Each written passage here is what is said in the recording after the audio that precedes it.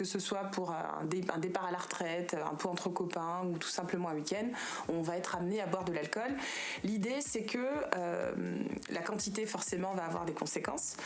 Donc déjà, la première chose, c'est que quand on est déshydraté, ça peut paraître un peu simple comme ça, mais quand on est déshydraté, si on arrive à la fin de la journée et qu'on nous sert de la bière, du vin ou peu importe, on aura un réflexe qui fera qu'on sera très certainement dans l'excès en fait de boisson.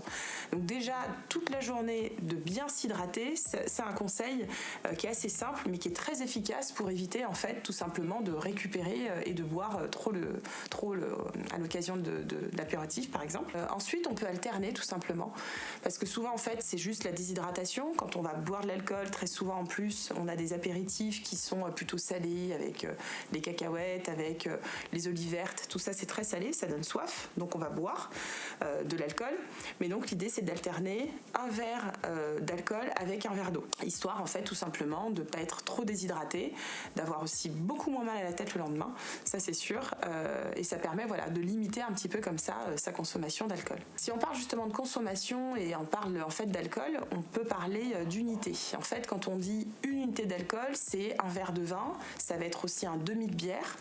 Si on part sur des alcools forts, ça va être précisément 3 centilitres. Donc ce sont des doses en fait de restaurant ou de bar. 3 centilitres d'alcool fort, du rhum, de la vodka, du gin, etc. ou même du pastis. Et ça, c'est une unité. Et dans l'idée, en fait, là, les nouvelles recommandations sont sorties.